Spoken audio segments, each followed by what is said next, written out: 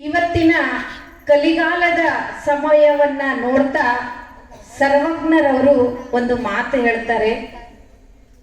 ಚಂದದಿಂದಲಿ ಗಂಧವನ್ನು ತೇದೊಡೆ ಒಂದು ನೊಣವನ್ನು ಕಾಣೆ.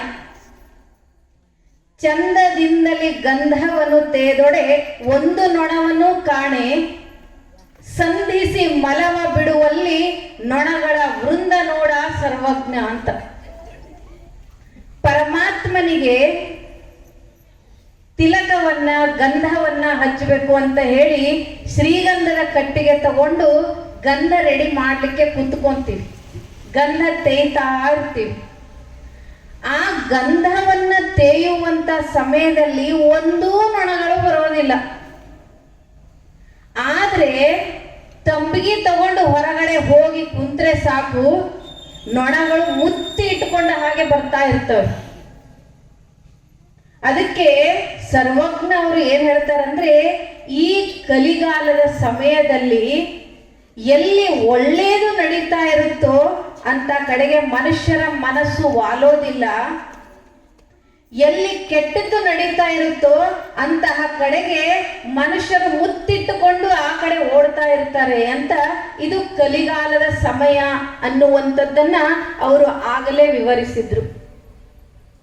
ಆದರೂ ಸಹಿತ ಇಂತಹ ಕಲಿಗಾಲದ ಸಮಯದಲ್ಲೂ ತಾವೆಲ್ಲ ಒಂದು ಕಡೆ ಮೊಬೈಲ್ ಅನ್ನ ಬದಿಗಿಟ್ಟು ನೋಡ್ತಾ ಇರುವಂತಹ ಟಿವಿ ಸೀರಿಯಲ್ ಅನ್ನ ಬದಿಗಿಟ್ಟು ಅಕ್ಕಪಕ್ಕದವರ ಜೊತೆಗೆ ಮಾತಾಡುವಂತ ಸಮಯವನ್ನ ಬದಿಗಿಟ್ಟು ನೀವೆಲ್ಲ ಕೇವಲ ಪರಮಾತ್ಮನ ಜ್ಞಾನವನ್ನ ಕೇಳಬೇಕು ಎನ್ನುವಂತಹ ಒಂದೇ ಉದ್ದೇಶವನ್ನ ಇಟ್ಟುಕೊಂಡು ನೀವೆಲ್ಲ ಏನು ಬಂದಿದ್ದೀರೋ, ದೀವಗಿಯಲ್ಲಿ ನಿಮ್ಮಂತಹ ಭಗವತ್ ಪ್ರೇಮಿಗಳು, ನಿಮ್ಮಂತಹ ಭಗವತ್ ಸ್ನೇಹಿಗಳು, ನಿಮ್ಮಂತಹ ಭಗವತ್ ಸಂತಾನರು, ನಿಮ್ಮಂತಹ ಭಗವಂತನ ವಾರಸುದಾರರು ಮತ್ತೆ ಯಾರು ಇಲ್ಲ ಅನ್ನುವಂಥದ್ದು ಇದು 100% ಖಚಿತ.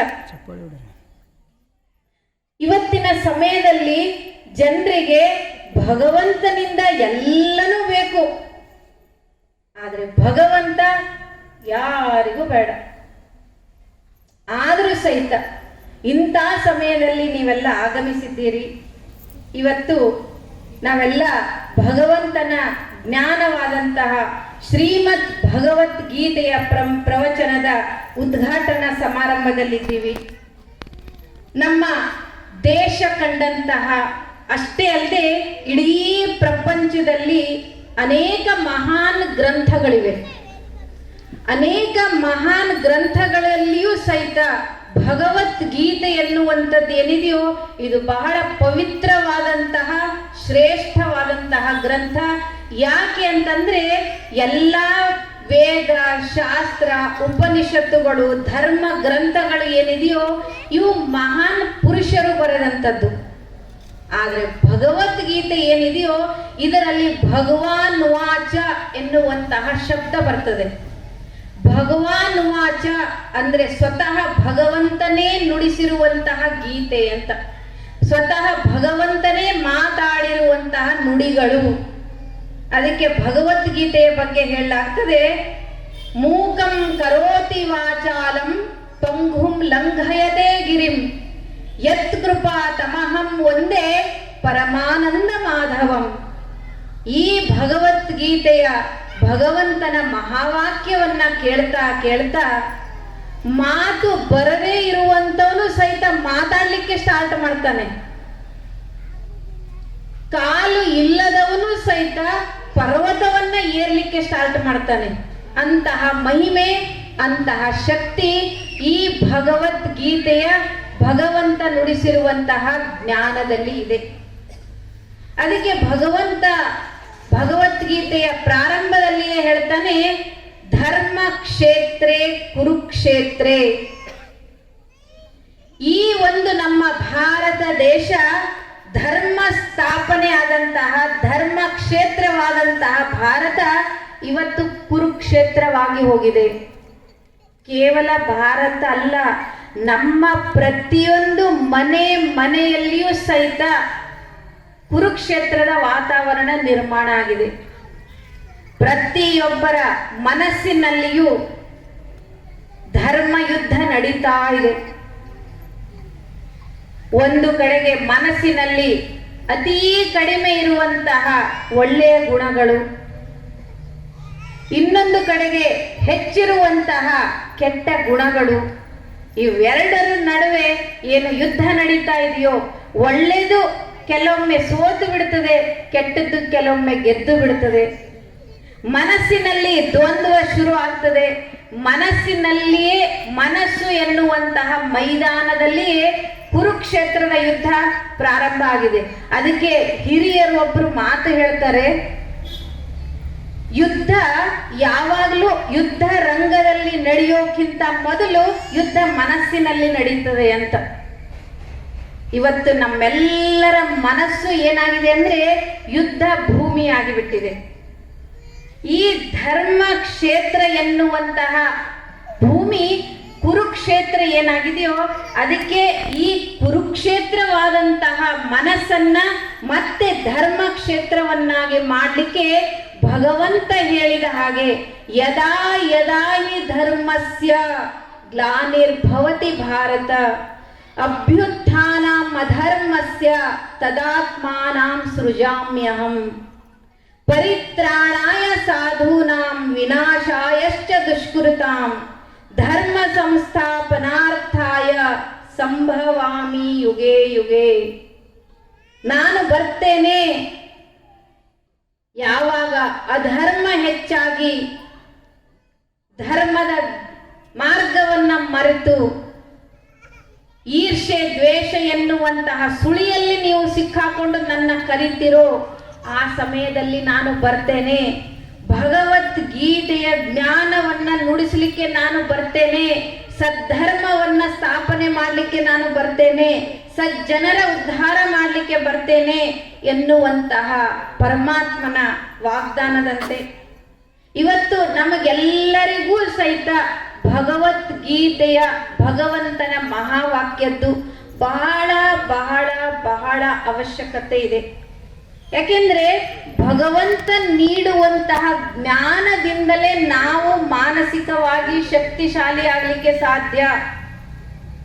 ಜ್ಞಾನ ನಮ್ಮ ಮನಸ್ಸನ್ನ ಸ್ಟ್ರಾಂಗ್ ಮಾಡ್ತದೆ. ಕೇವಲ ಜ್ಞಾನ ಮಾತ್ರ ನಮ್ಮ ಜೀವನದಲ್ಲಿ ಸತ್ಯತೆಯ ದರ್ಶನ ಮಾಡಿಸ್ತದೆ. ಇವತ್ತು ನಾವು ಪ್ರತಿಯೊಬ್ಬರು ಅನುಭವಿಸ್ತಾ ಇರುವಂತಹ ನೋವು, ದುಃಖ, ಸಮಸ್ಯೆ, ನಿರಾಶೆ, ಭಯ, ಚಿಂತೆ, ಈರ್ಷೆ, ದ್ವೇಷ ಇದೆಲ್ಲದಕ್ಕೂ ಕಾರಣ ಏನಂದ್ರೆ, ಒಂದನೆಯದು ಅಜ್ಞಾನ, ಎರಡನೆಯದು ಮಾನಸಿಕ ದುರ್ಬಲತೆ.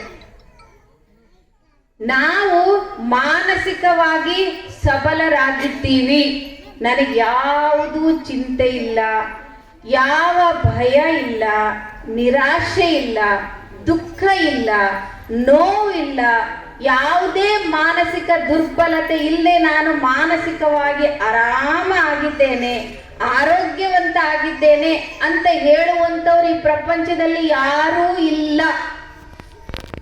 ನಾವು ಅಂದುಕೊಂಡಿದ್ದೀವಿ ಮಾನಸಿಕ ರೋಗಿಗಳು ಅಂತಂದ್ರೆ ಮೆಂಟಲ್ ಹಾಸ್ಪಿಟಲ್ನಲ್ಲಿ ಇರುವಂಥವ್ರು ಅಂತ. ಪರಮಾತ್ಮ ಹೇಳ್ತಾನೆ, ಇವತ್ತಿನ ಸಮಯದಲ್ಲಿ ಇಡೀ ಪ್ರಪಂಚನೇ ಮೆಂಟಲ್ ಹಾಸ್ಪಿಟಲ್ ಆಗಿದೆ. ಇಲ್ಲಿರುವಂಥವ್ರು ಯಾರು ಸಹಿತ ಮಾನಸಿಕವಾಗಿ ಆರೋಗ್ಯವಂತರಾಗಿ ಇಲ್ಲ. ಈ ಮನಸ್ಸನ್ನ ಆರೋಗ್ಯವನ್ನ ನಾವು ಹಾಳು ಮಾಡಿಕೊಂಡ್ರೆ ನಮ್ಮ ಹತ್ರ ಆರೋಗ್ಯ ಇರ್ಬೋದು, ಐಶ್ವರ್ಯ ಇರ್ಬೋದು, ಆಯಸ್ಸು ಇರಬಹುದು, ಆದರೆ ಸುಖ ಶಾಂತಿ ನಮಗೆ ಸಿಗಲಿಕ್ಕೆ ಸಾಧ್ಯ ಇಲ್ಲ ಮಾನಸಿಕ ಶಕ್ತಿ ಇಲ್ಲದೆ ಹೋದ್ರೆ. ಅದಕ್ಕೆ ಮಾನಸಿಕ ಶಕ್ತಿ ವೃದ್ಧಿಗೋಸ್ಕರ, ಮನಸ್ಸಿನ ಶಕ್ತಿಯನ್ನ ಹೆಚ್ಚಿಗೆ ಮಾಡಿಕೊಳ್ಳಿಕ್ಕೋಸ್ಕರನೇ ಭಗವಂತನ ಜ್ಞಾನ, ಭಗವಂತನ ಸಂಬಂಧ ನಮಗೆಲ್ಲರಿಗೂ ಬಹಳ ಬಹಳ ಬಹಳ ಅವಶ್ಯಕತೆ ಇರುವಂಥದ್ದು. ಯಾಕೆಂದ್ರೆ ನಮ್ಮ ಮನಸ್ಸೇ ಎಲ್ಲದಕ್ಕೂ ಕಾರಣ. ಎಲ್ಲ ನಡೀತಿರೋದು ಮನಸ್ಸಿನಿಂದ. ಅದಕ್ಕೆ ಭಗವಂತ ಹೇಳ್ತಾನೆ, ಉದ್ಧರೇದಾತ್ಮನಾತ್ಮಾನಂ ನಾತ್ಮಾನಮವ ಸಾಧಯೇತ್. ಆತ್ಮೈವ ಹ್ಯಾತ್ಮನೋ ಬಂಧು ಆತ್ಮೈವ ರಿಪುರಾತ್ಮನಃ. ನಾವು ಅಂದುಕೊಂಡಿದ್ದೀವಿ ನಮಗೆ ಎದುರು ಮನೆಯವರು ನಮಗೆ ವಿರೋಧಿಗಳು, ನಮ್ಮ ಪಕ್ಕದ ಮನೆಯವರು ನಮಗೆ ಶತ್ರುಗಳು. ಇಲ್ಲ, ಈ ಪ್ರಪಂಚದಲ್ಲಿ ನಮಗೆ ಎಲ್ಲಕ್ಕಿಂತ ದೊಡ್ಡ ಶತ್ರುಗಳೇ ನಮ್ಮಲ್ಲಿ ಇರುವಂತ ಕೆಟ್ಟ ಗುಣಗಳು. ಎಲ್ಲಿವರೆಗೂ ಇವುಗಳನ್ನ ತೆಗೆದು ಹಾಕೋದಿಲ್ವೋ, ಇವುಗಳಿಂದ ಮುಕ್ತ ಆಗೋದಿಲ್ವೋ, ಅಲ್ಲಿಯವರೆಗೆ ನಮಗೆ ಸುಖ ಶಾಂತಿ ಸಿಗ್ಲಿಕ್ಕೆ ಸಾಧ್ಯ ಇಲ್ಲ. ಅದಕ್ಕೆ ಪರಮಾತ್ಮ ಹೇಳ್ತಾನೆ, ನಿಮ್ಮ ಮನಸ್ಸಿನಲ್ಲಿ ನಡೀತಾ ಇರುವಂತ ಕೆಟ್ಟ ವಿಚಾರಗಳೇ ನಿಮ್ಮ ಶತ್ರುಗಳು, ನಿಮ್ಮ ಮನಸ್ಸಿನಲ್ಲಿ ನಡೆಯುವಂತ ಒಳ್ಳೆಯ ವಿಚಾರಗಳೇ ನಿಮ್ಮ ಮಿತ್ರರು.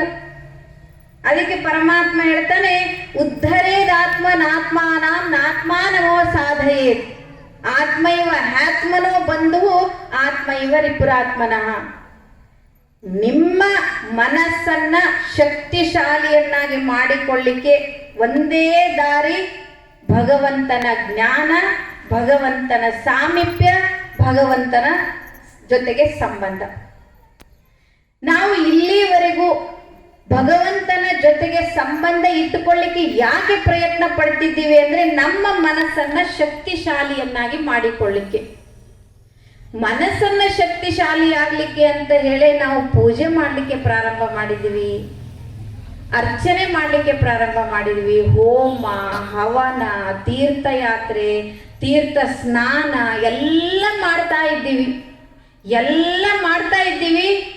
ಆದ್ರೆ ಅದು ಮಾಡೋದ್ರ ಜೊತೆಗೆ ಮನಸ್ಸು ಮಾತ್ರ ಎಲ್ಲೆಲ್ಲೋ ಹೋಗ್ತಿದೆ.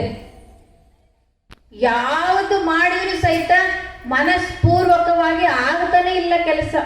ಎಲ್ಲ ಇದೆ, ಎಲ್ಲ ಒಟ್ಟು ಮಾಡಿದ್ದೀವಿ, ಆದ್ರೆ ಯಾವುದನ್ನ ಶಕ್ತಿಶಾಲಿ ಮಾಡಬೇಕಾಗಿತ್ತೋ ಆ ಮನಸ್ಸೇ ಅಲ್ಲಿ ಇಲ್ಲ ಅಂತಂದ ಮೇಲೆ ಇನ್ನು ಉಪಯೋಗ ಏನು?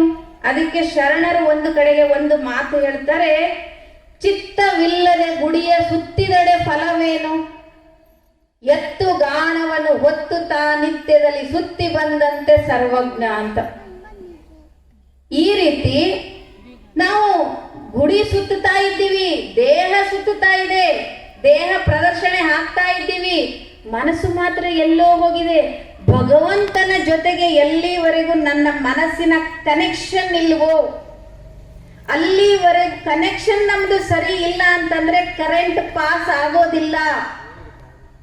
ಕರೆಂಟ್ ಪಾಸ್ ಆಗ್ಲಿಲ್ಲ ಅಂದ್ರೆ ಆತ್ಮಕ್ಕೆ ಮನಸ್ಸಿಗೆ ಪವರ್ ಸಿಗೋದಿಲ್ಲ. ಅದಕ್ಕೋಸ್ಕರ ಭಗವಂತ ಹೇಳ್ತಾನೆ, ಈ ಮನಸ್ಸನ್ನ ಶಕ್ತಿಶಾಲಿಯನ್ನಾಗಿ ಮಾಡಲಿಕ್ಕೆ ನನ್ನ ಜೊತೆಗೆ ನೀವು ಸಂಬಂಧವನ್ನ ಯಾವ ರೀತಿ ಬೆಳೆಸಬೇಕು ಅನ್ನುವಂಥದ್ದು ನಿಮಗೆ ನಾನೇ ಕಲಿಸಿಕೊಡ್ತೀನಿ. ಈ ಪ್ರಪಂಚದಲ್ಲಿ ನನ್ನ ಜೊತೆಗೆ ಸಂಬಂಧ ಬೆಳೆಸಲಿಕ್ಕೆ ಕಲಿಸಿಕೊಡುವಂಥವ್ರು ಯಾರು ಇಲ್ಲ, ನಾನೇ ನಿಮಗೆ ಕಲಿಸಿಕೊಡ್ತೇನೆ ಇದನ್ನ. ಇದಕ್ಕೆ ಹೇಳಲಾಗ್ತದೆ ರಾಜಯೋಗ, ಶ್ರೀಮದ್ ಭಗವದ್ಗೀತೆ. ಅದಕ್ಕೋಸ್ಕರ ಪರಮಾತ್ಮ ಹೇಳ್ತಾನೆ, ನಾನು ನಿಮಗೆ ಜ್ಞಾನದ ಮೂಲಕ ಎಲ್ಲವನ್ನ ತಿಳಿಸಿಕೊಡ್ತೇನೆ. ಪರಮಾತ್ಮನ ಜ್ಞಾನ ಮಾತ್ರ ನಮ್ಮ ಜೀವನದಲ್ಲಿ ಆರೋಗ್ಯ, ಐಶ್ವರ್ಯ, ಆಯಸ್ಸು, ಸುಖ, ಶಾಂತಿಮಯ ಜೀವನ ನಡೆಸಲಿಕ್ಕೆ ಸಾಧ್ಯ. ಇದೆಲ್ಲದಕ್ಕೋಸ್ಕರ ಪರಮಾತ್ಮನ ಜ್ಞಾನ ನಮ್ಮ ಮನಸ್ಸನ್ನ ಶಕ್ತಿಶಾಲಿಯನ್ನಾಗಿ ಮಾಡ್ತದೆ. ಅದಕ್ಕೆ ಹೇಳ್ತಾರೆ, ಮನ್ ಚಂಗ ತೋ ತನ್ ಚಂಗ, ತನ್ ಚಂಗ ತೋ ಜೀವನ ಚಂಗ. ಮನಸ್ಸು ಸರಿ ಇದ್ರೆ ದೇಹದ ಆರೋಗ್ಯ ಸರಿ ಇರ್ತದೆ, ದೇಹದ ಆರೋಗ್ಯ ಸರಿ ಇದ್ರೆ ಜೀವನ ತಾನಾಗೆ ಸರಿ ಆಗ್ತದೆ. ಅದಕ್ಕೋಸ್ಕರ ಹೇಳಲಾಗ್ತದೆ, ಭಗವಂತ ಕೊಡುವಂತಹ ಜ್ಞಾನ ಯಾವ ರೀತಿ ನಮ್ಮ ಜೀವನದಲ್ಲಿ ಕೆಲಸ ಮಾಡ್ತದೆ ಅಂದ್ರೆ, ಯಥೈದಾಂಸಿ ಸಂಮಿದ್ಧೋಗ್ನಿರ್ ಭಸ್ಮಸಾತ್ ಕುರುತೆ ಅರ್ಜುನ, ಜ್ಞಾನಾಗ್ನಿ ಸರ್ವಕರ್ಮಾಣಿ ಭಸ್ಮಸಾತ್ ಕುರುತೆ ತಥ. ಯಾವ ರೀತಿ ಎಲ್ಲಾ ಜಾತಿಯ ಕಟ್ಟಿಗೆಗಳನ್ನ ತಂದು ಬೆಂಕಿ ಹಾಕಿ ಬಿಟ್ರೆ ಆಮೇಲೆ ಅದರಿಂದ ಬಂದಂತಹ ಬೂದಿ ಇದು ಯಾವ ಜಾತಿದು ಅಂತ ಗುರುತಿಸ್ಲಿಕ್ಕೆ ಆಗದಿರುವಷ್ಟು ಬೂದಿಯಾಗಿ ಹೋಗಿರ್ತದೆ. ಅದೇ ರೀತಿ ಭಗವಂತನ ಜ್ಞಾನ ಎನ್ನುವಂಥದ್ದು ಏನಿದೆಯೋ ನಮ್ಮಲ್ಲಿರುವಂತಹ ಎಲ್ಲ ಕೆಟ್ಟತನಗಳನ್ನ ಸುಟ್ಟು ಭಸ್ಮ ಮಾಡಿಬಿಡ್ತದೆ. ಅದಕ್ಕೆ ಹೇಳಲಾಗ್ತದೆ, ಭಗವಂತ ಇನ್ನೊಂದು ಕಡೆಗೆ ಹೇಳ್ತಾನೆ, ಕುರುತೆ ಗಂಗಾ ಸಾಗರ ಗಮನಂ ವೃತ ಪರಿಪಾಲನ ಅಥವಾ ದಾನಂ ಜ್ಞಾನೇ ವಿನಃ ಮುಕ್ತಿರ್ನ ಲಭತಿ ಜನ್ಮ ಶತೇನ. ನಾವು ಅಂದುಕೊಂಡಿದ್ದೀವಿ ಪೂಜೆ ಮಾಡ್ತಾ ಮಾಡ್ತಾ, ಭಜನೆ ಮಾಡ್ತಾ ಮಾಡ್ತಾ, ತಾಳ ಹಾಕ್ತಾ ಹಾಕ್ತಾ, ತೀರ್ಥ ಸ್ಥಾನಕ್ಕೆ ಹೋಗ್ತಾ ಹೋಗ್ತಾ, ತೀರ್ಥ ಸ್ನಾನ ಮಾಡ್ತಾ ಮಾಡ್ತಾ ಭಗವಂತನ ಹತ್ರ ಹೋಗುವಂತ ದಾರಿ ಸಿಗ್ತದೆ ಅಂತ, ನಾವು ಕೆಟ್ಟ ಗುಣಗಳಿಂದ ಮುಕ್ತರಾಗ್ತೀವಿ ಅಂತ ಭಗವಂತ ಹೇಳ್ತಾನೆ ಇಲ್ಲ. ನೀವು ಗಂಗಾ ಸ್ನಾನ ಮಾಡಿ, ಪೂಜೆ ಮಾಡಿ, ಪುನಸ್ಕಾರ ಮಾಡಿ, ನೀವು ಇದನ್ನೆಲ್ಲ ಮಾಡ್ತಾ ಇದ್ರೂ ಸಹಿತ ಏನು ಮಾಡ್ತಿದ್ದೀನಿ, ಯಾಕೆ ಮಾಡ್ತಿದ್ದೀನಿ ಎನ್ನುವಂತ ಜ್ಞಾನ ನಿಮಗೆ ಇಲ್ಲ ಅಂತಂದ್ರೆ, ನೀವು ಇದೇ ರೀತಿ ಮಾಡ್ತಾ ಮಾಡ್ತಾ 100 ಜನ್ಮ ಪಡೆದು ಬಂದರೂ ಸಹಿತ ನೀವು ನನ್ನನ್ನ ಪಡ್ಕೊಳ್ಳಿಕ್ ಆಗೋದಿಲ್ಲ ಅಂತ ಹೇಳ್ತಾನೆ ಪರಮಾತ್ಮ. ಅದಕ್ಕೆ ಭಗವಂತ ಕೊಡುವಂತಹ ಜ್ಞಾನ ಏನಿದೆಯೋ ನಮ್ಮ ಮನಸ್ಸನ್ನ ಸರಿ ಕಂಟ್ರೋಲ್ ಮಾಡಿಬಿಡ್ತದೆ. ಯಾವ ರೀತಿ ಅಂತಂದ್ರೆ, ಅದಕ್ಕೆ ಭಗವಂತ ಹೇಳ್ತಾನೆ, ಮನೋಧಾವತಿ ಸರ್ವತ್ರ ಮದೋನ್ಮತ್ತ ಗಜೇಂದ್ರವತ್ ಜ್ಞಾನಾಂಕುಶ ಸಮಾ ಬುದ್ಧಿ ಯತಸ್ಯ ನಿಶ್ಚಲತೆ ಮನಃ. ಭಗವಂತ ಕೊಡುವಂತಹ ಜ್ಞಾನ ಏನಿದೆಯೋ, ಯಾವ ರೀತಿ ಮದ ಏರಿದಂತಹ ಆನೆಯನ್ನ ಒಂದು ಸಣ್ಣ ಅಂಕುಶದಿಂದ ಅದನ್ನ ಕಂಟ್ರೋಲಿಗೆ ತರಲಿಕ್ಕೆ ಆಗ್ತದೆ. ಅದೇ ರೀತಿ ನಮ್ಮ ಮನಸ್ಸನ್ನ ಕಂಟ್ರೋಲಿಗೆ ತರುವಂಥದ್ದು ಕೇವಲ ಕೇವಲ ಕೇವಲ ಜ್ಞಾನ ಮಾತ್ರ. ಅದಕ್ಕೆ ಹೇಳಾಗ್ತದೆ, ಆನೆ ನೀರಾಟದಲ್ಲಿ ಮೀನ ಕಂಡಂಜುವುದೇ, ಆನೆ ನೀರಾಟದಲ್ಲಿ ಮೀನ ಕಂಡಂಜುವುದೇ, ಹೀನ ಮಾನವರ ಬಿರುನುಡಿಗೆ ತತ್ವದ ಜ್ಞಾನಿ ಅಂಜುವನೇ ಸರ್ವಜ್ಞ ಅಂತ. ಆನೆ ನೀರಿಗಿಳಿದಾಗ ಮೀನಿಗೆ ಅದು ಹೆದರೋದಿಲ್ಲ. ಅದೇ ರೀತಿ ಯಾರ್ಯಾರೋ ಏನೇನೋ ಅಂತಾರೆ ಅಂತ ಹೇಳಿ ಜ್ಞಾನಿ ಆದಂಥವನು ಎಂದಿಗೂ ಬೇಜಾರು ಮಾಡ್ಕೊಳ್ಳೋದಿಲ್ಲ, ನೋವು ಮಾಡ್ಕೊಳ್ಳೋದಿಲ್ಲ, ದುಃಖಿಸೋದಿಲ್ಲ, ಹೆದರೋದಿಲ್ಲ ಜ್ಞಾನಿ ಆದಂಥವನು. ಅದಕ್ಕೆ ಹೇಳಾಗ್ತದೆ, ಆನೆ ಮೇಲಿದ್ದವನು ಶ್ವಾನ ಕಂಡೋಡುವನೇ, ಆನೆ ಮೇಲಿದ್ದವನು ಶ್ವಾನ ಕಂಡೋಡುವನೇ, ಜ್ಞಾನ ಹೃದಯದಲ್ಲಿ ನೆಲೆಸಿದ ಶಿವಯೋಗಿ ಹೀನಗಂಜುವನೇ ಸರ್ವಜ್ಞ ಅಂತ. ನಾನು ಆನೆ ಮೇಲೆ ಕುಂತುಕೊಂಡು ಹೋಗುವಾಗ ಎಷ್ಟೋ ನಾಯಿಗಳು ಹೊಗಳ್ತಾ ಇರ್ತವೆ, ಆದ್ರೆ ಆನೆ ಅದಕ್ಕೆಲ್ಲ ಹೆದರೋದಿಲ್ಲ, ಗಾಂಭೀರ್ಯದಿಂದ ಅದು ತನ್ನ ನಡಿಗೆಯನ್ನ ತಾನೇ ನಡೀತಾ ಇರ್ತದೆ. ಅದೇ ರೀತಿ ಯಾರು ಜ್ಞಾನಿಯಾಗಿರ್ತಾರೋ ಅವರು ಯಾವುದಕ್ಕೂ ಸಹಿತ ಹೆದರದೆ ತನ್ನ ಜೀವನದ ನಿರ್ಣಯವನ್ನ ತಾನೇ ತೆಗೆದುಕೊಳ್ತಾ, ತನ್ನ ಜೀವನದ ದಾರಿಯನ್ನ ತಾನೇ ಮಾಡಿಕೊಂಡು ಧೈರ್ಯದಿಂದ ಅವನು ಮುನ್ನುಗ್ಗುತ್ತಾನೆ. ಅದಕ್ಕೋಸ್ಕರ ಭಗವಂತ ನೀಡುವಂತಹ ಈ ಭಗವದ್ಗೀತೆ ಏನಿದೆಯೋ, ಕೇವಲ ಕೌಟುಂಬಿಕ ಸಮಸ್ಯೆಯನ್ನ ಬಗೆಹರಿಸುವಂಥದ್ದು ಅಷ್ಟೇ ಅಲ್ಲ, ರಾಜ್ಯ, ರಾಷ್ಟ್ರ, ಅಂತಾರಾಷ್ಟ್ರೀಯ ಸಮಸ್ಯೆಗಳನ್ನ ಬಗೆಹರಿಸುವಂಥದ್ದು ಭಗವದ್ಗೀತೆ ಎನ್ನುವಂಥದ್ದು ತಮಗೆಲ್ಲ ನೆನಪಿರ್ಲಿ. ಹಾಗಾಗಿ ಈ ಒಂದು ಭಗವಂತನ ಜ್ಞಾನವನ್ನ ನಾವು ನೀವೆಲ್ಲ ನಾಳೆಯಿಂದ ಪ್ರಾರಂಭ ಮಾಡೋಣ. ಭಗವಂತನ ಜ್ಞಾನವನ್ನ ಚಿತ್ರ ಸಮೇತವಾಗಿ ತಮಗೆಲ್ಲ ಬಹಳ ಸುಂದರ ರೀತಿಯಿಂದ ತೋರಿಸಲಾಗ್ತದೆ. ಆದರೆ ಇವತ್ತಿನ ರೀತಿಯಿಂದ ಸಮಯವನ್ನ ಏನು ಮಾಡೋದಿಲ್ಲ. ಸರಿಯಾದ ಸಮಯಕ್ಕೆ ಬರಬೇಕು, ಸರಿಯಾದ ಸಮಯಕ್ಕೆ ಮುಗಿಸಬೇಕು.